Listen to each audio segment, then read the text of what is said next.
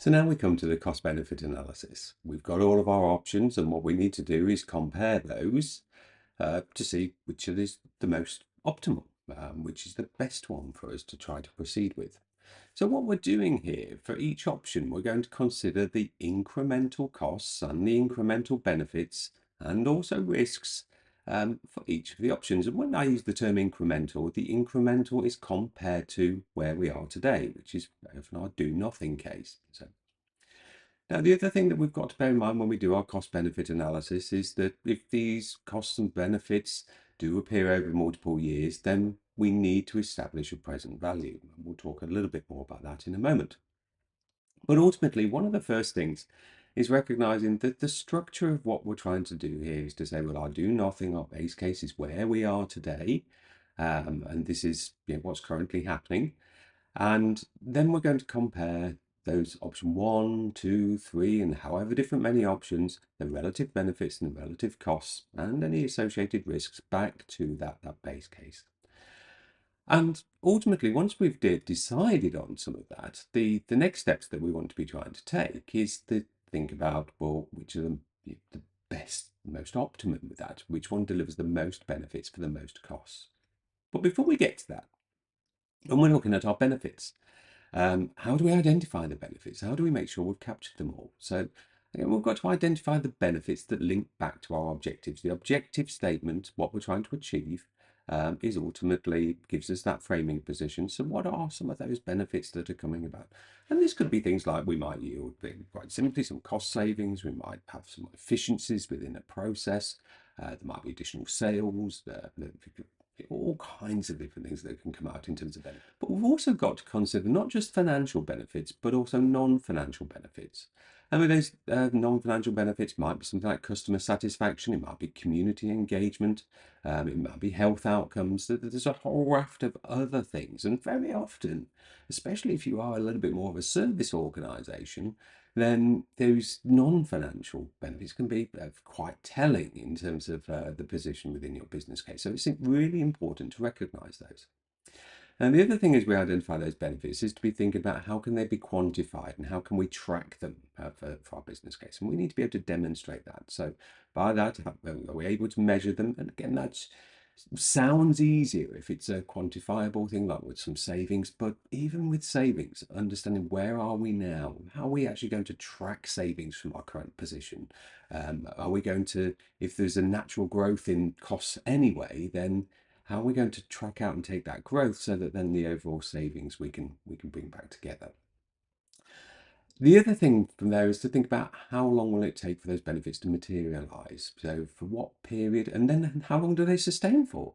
So do we start getting these benefits straight away as soon as we've implemented our case? And when they go on indefinitely, or is it just after 4 years they're pretty much going to erode away? And then we need to do the same from a cost perspective. What are the costs of delivering each of our options? And once again, there may be some financial and non-financial costs, but make sure we've got to consider all of those as we've come through.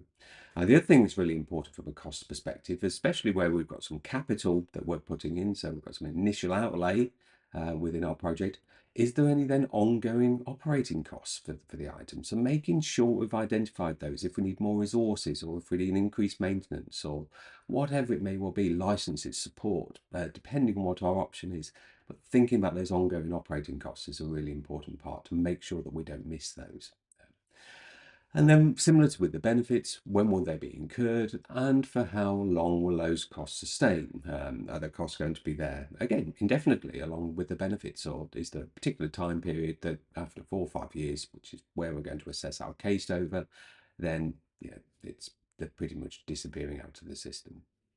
So that's thinking about trying to identify our costs and benefits. But then the next thing that we want to be trying to do is to say, how do we then value them? And this is the bit where it gets a little bit more technical. And often we'll go to a finance business partner to try to help with this if this isn't your area of skill set. But one way we can do it is, especially if we've got a simpler case, is just really looking at the relative cost benefit analysis. So what you can see on the screen here is a little grid, a 5x5 grid, And we'll look at the relative cost and the relative benefit in the sense there. So we're just looking at this from a size or a scale perspective. So if you have a case that's got a very large benefit, we'll give that a 5. If it's very medium, then it's a 3. And that we might want to define those. Ideally we will, or we might just look at them relative to each other. And then you've got the cost. So how expensive is it going to be over the whole of the life of the investment in a sense? And again, we can score that between 1 to 5. And then what we can do is we can do a very simple cost benefit ratio. If, for example, here we're looking at option 3, which has got a benefit of 5, and we've scored it 3 in terms of its cost. So we'll give that as a 5 divided by 3, gives us an overall simple benefit cost ratio of 1.7. And we can do that for each of the options. And what we would see here is the one that looks ideal is option 2, because we move the needle quite a bit from a benefit perspective, but it's a very low cost option in the sense there. Of course, this is a very simplistic measure, but it's a nice little way of trying to work through and understand those. Now, if we do want to be more sophisticated, then that benefit to cost ratio really wants to be looking at the present value of our benefits divided by the present value of the cost. So with that, we want to be trying to quantify all of those benefits and quantify all of the costs. And then we'll bring that back in that present value, which is just for the timing of those costs and benefits. And we're going to talk about that a little more in a moment.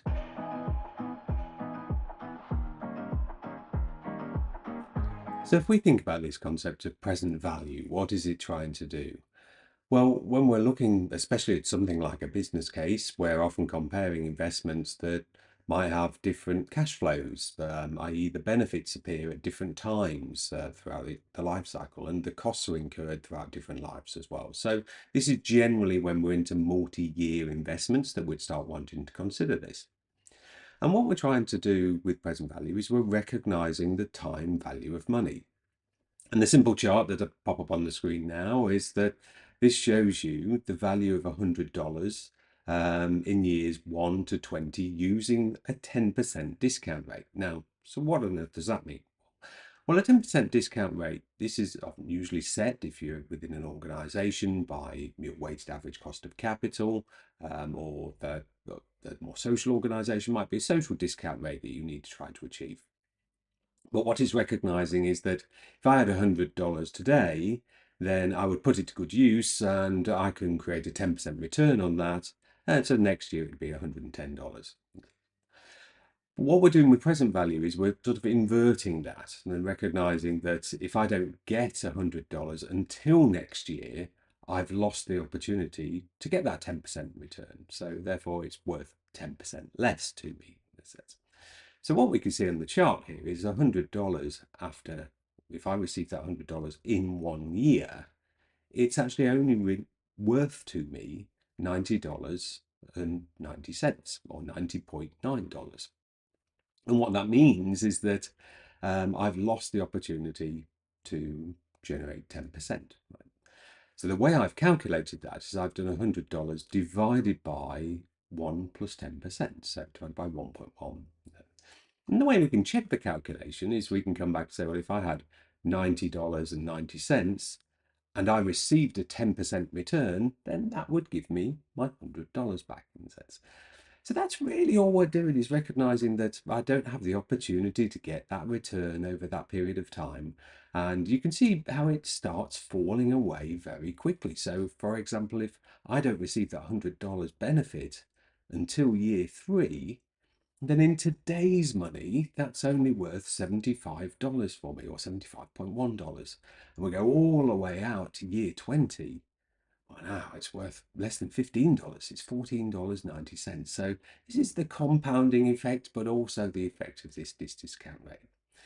And what we're doing with our present value calculation is we're applying this concept to all of our benefits, all of our costs, to make sure that then we can calculate the net present value.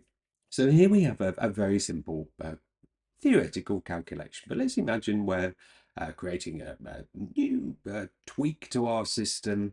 It could be getting a little bit more marketing, and we're going to generate some additional sales from that. But actually, as we're tweaking the system, it's a fair upgrade and implementation is going to cost us $625,000, and we will incur that cost today. And we'll see that here on the screen, the 625,000 capital investment. And if we're looking at the costs, will continue on from there. We've also got some staffing and overhead for people who need to manage the system, coordinate the sales, and actually ship the product and work through those. And what we can see is that starts off at $125,000, increasing to $190,000 in years 3, 4, and 5.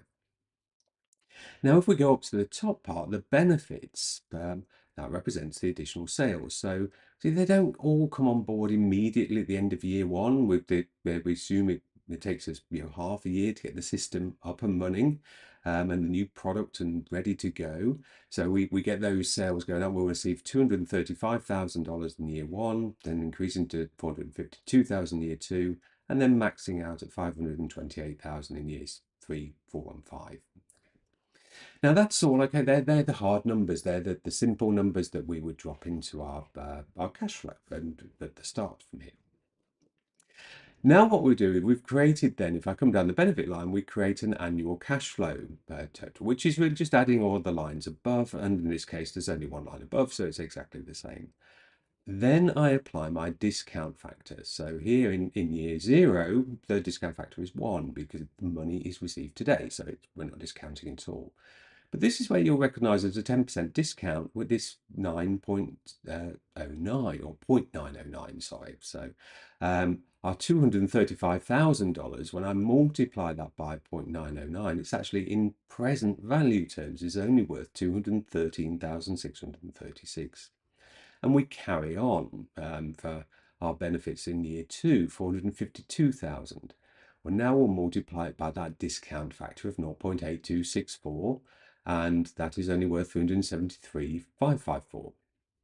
And we continue on doing the same calculation, albeit with an extra layer of discounting for years 3, 4, and 5.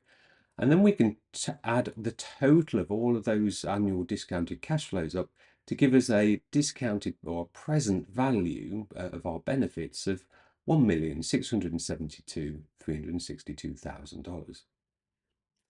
Now, if we come down then to the costs, we do exactly the same thing, but this time when we do the annual cash flow, we add that up. It's got 2 lines, so it's the sum of both lines, but in some cases there's only one number above them. We would then apply the same discount rate, but note the capital that we're incurring in this year doesn't get discounted because it's happening this year. Then in the future years, our costs will be discounted as we start ramping up the overheads. Then they will get discounted. So in year 1, 0.9091 again, and the same thing. So 125,000 times the 0.9091 is 113,636. Now, just a simple presentational thing, but note here it's important to keep cash in or the money coming in as a positive number and the money going out as a negative.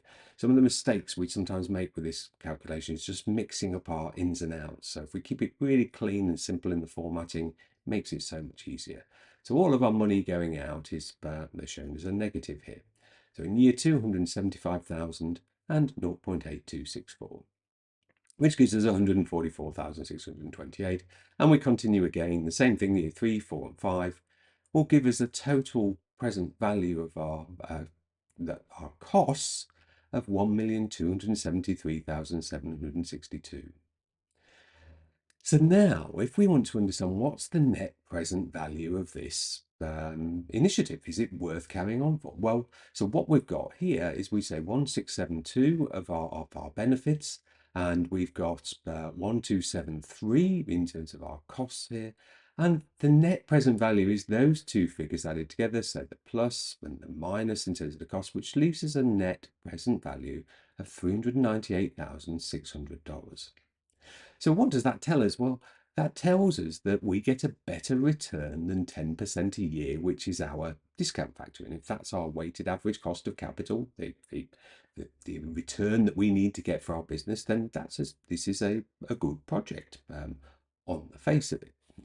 The other thing we want to do, because of course we can get a bigger dollar net present value if we have a bigger investment. So let's also look at the benefits relative to the cost. So this takes out the size, if you like. It tries to compensate for that. So if I have a smaller investment, I can compare that to a larger investment. So the benefit cost ratio, what I'm doing is I'm taking my present value of the benefits, 1672362, divided by, in this case, the absolute number, so 1273762, and that gives me a benefit cost ratio of 1.31. So again, what that is telling me is over a present value, uh, the benefits are greater than the present value of my costs, and therefore it's a worthwhile investment. Benefit cost ratio, really we want a ratio that's greater than 1. The other thing that we So one of the challenges with the cost-benefit analysis, or one of many, is that we have to make a lot of assumptions. In that simple scenario that we've just seen, um, if we do developing, we make an upgrade to our system and that will yield more sales, but how much more sales? What's the assumption that we're making? Do we need to capture more market data?